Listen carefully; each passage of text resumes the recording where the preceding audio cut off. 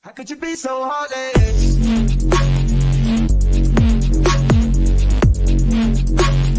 No one man to have all that. I'ma take I like a quick. Who wants to jump in? Tech. Let's start. Let's lead off with you, brother. Hey man, you're talking about the cannabis, man. I gotta support you, man. Yeah. Hey, sativa is my joint. That should be leaving me stuck too, though. I ain't even gonna lie. That's hilarious. I can't. Okay, let me just say this. Me personally, I can't function on weed. I can't function on weed or alcohol. If I do it, it's because I want to have a good time with I'm in good company, but I am not an effective businessman on that stuff. I am done. Mm-hmm. But for those that know how to function on that, yeah, keep doing it. Rock out. Shit. No judgment zone here. Not just fucking do a line of bump all I care. Oh my God. Oh my God. You say snort a line while you're here. Bam! It was like I was watching Tiger Toledo. Oh my God. That shit was lit, nigga. It's like Club 54 in the 60s. What up? Man. Promise you gonna make money dealing with me because this is all I got. I don't have no trust funds. I don't have none of that coming into me. So I have to create everything that I do. And so I can hide behind a camera and just keep teaching, and kind of dilly-dallying and staying local. But what, I was one of those things where I always focus kind of like on what could go wrong. Okay, so this could go wrong, that could go wrong, but what about what goes right? We don't focus enough on what can go right. So when I step out of that box and I say, I'm going for it, I'm willing to go for it, and I'm willing to go down swinging. If that's what it means, for these 3, 4, 5 months, I had a hell of a ride, and I'm good after that. Because what I may not have done was what I wanted to do, but I guarantee you I'll end up where I need to do. And that's what my failures teach me. So now I lean into it. I'm not afraid of a failure anymore. I used to be terrified of failure. Yeah. Wouldn't do anything I wasn't good at. So what did that make my life? Mediocre. Because I wasn't able to extend. I could only maintain. So now it's like, I got big dreams. You start putting stuff on your dream board. And then this is what I do. I look at where I started. Like, okay, so I got some progress coming here. And so you keep going. And so at the end of the day, like I say, I go back to my father. He passed away.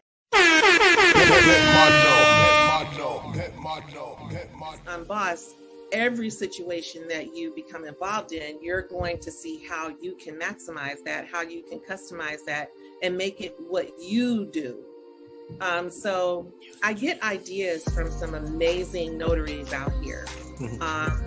I do. I get all types of ideas. I get all types of information. I'm always seeking information. That will never stop. I just told the class that I had here in Florida, I will never say that I have arrived. I'm always chasing to arrive. I'm always trying to get more. So I feel like it came from just an innate desire to try to be the best in your sphere, in your environment. I know that whenever I get a loan signing and I send somebody out, I give them the lion's share. I take the $75 as a finder's fee and I give them the rest because it just makes sense to me. They're doing all the work. I literally just made a phone call. Hey, can you handle this? So I just decided that, there's always more than one way to operate. And with the help of Tyrone Fain and my mom, we just started putting things together, like adding paralegals, adding just a couple of, notaries around.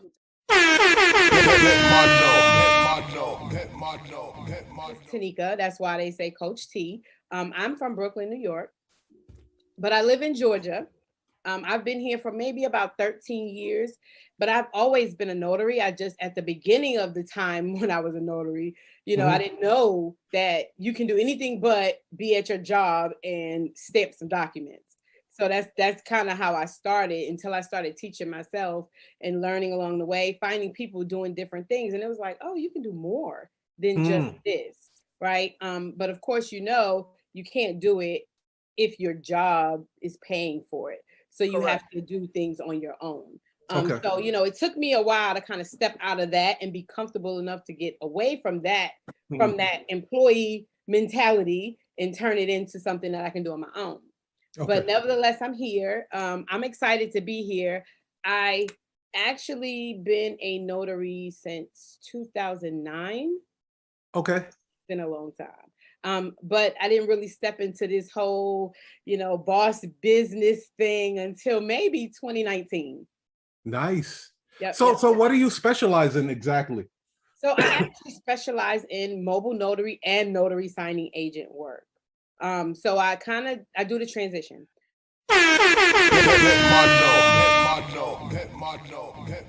That there's a lot of money to be made on here. And we're trying to provide that service. We want to serve you to show you that, yeah, there's an abundance of money out there. You heard what Tech said. A client might call 7, 8 people. When a person tells me that, I get pissed. You know why I get pissed, Tech? Why? Because it's like, damn, my marketing ain't working good enough. You shouldn't have to call that many damn people. Yeah. I should be the first, second, and third person you call. The hell? Right. And I get upset, right? That's right. I was like, how the hell am I the 8th person? Like, let me You know check what? my analytics and data again. And that's exactly, you know what? And that's another, I have this great digital marketing strategist that works with me, and she is so sharp, man. She is brilliant. Charlene Bond of prolificexpressions.com, prolificexpressions.com. Please, I'll put a referral thing on the chat if I heard of her before. Man, she's on it. She was saying, if people are complaining about notaries not calling, then that's exactly what you give them, or not answering the phone rather, then that's exactly what you do.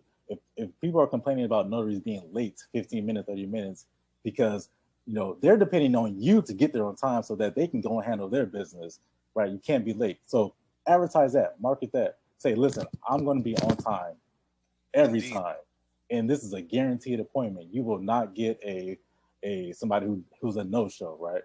So the things that people are complaining to you about, again, talk to these people, talk to strangers, get comfortable with talking to strangers, because they'll tell you.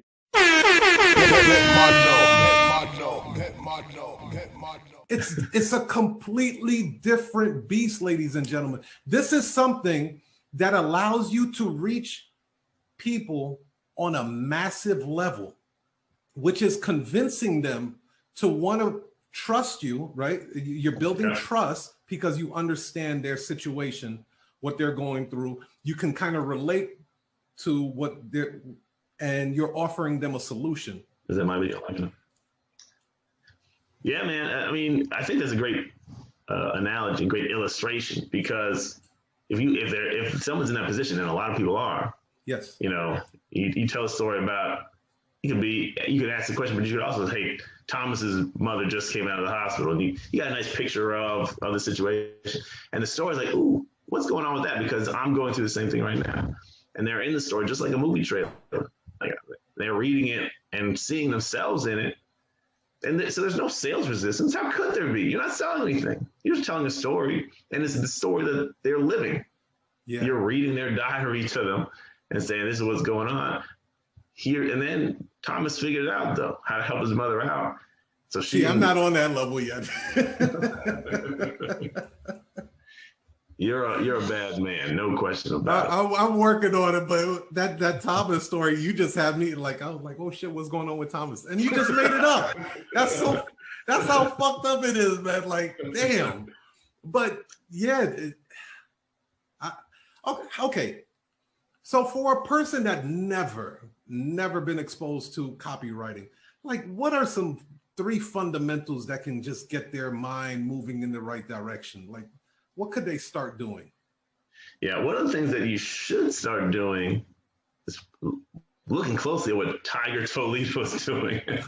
This is really seriously. The way that any of us learn best, is by looking at what's working in the real world. You can read books, and that's cool. Nothing wrong with that. I read a lot of books.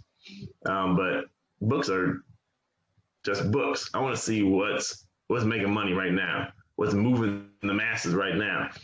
And so, but also, following Tiger. Notary Secrets: How to Make More Money Without Working More. During this free webinar, Tiger Toledo reveals how you can attract more clients with cutting-edge ways to market your notary business.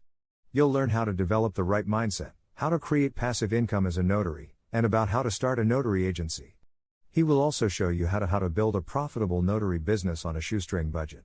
Plus, why it's tougher than ever before to reach prospects, and what you can do about it. The number one skill separating great notaries from their peers. 3 reasons it's hard to learn how to become a successful notary public. And how you can use my SmartNet system to make way more money than you are today. Register today.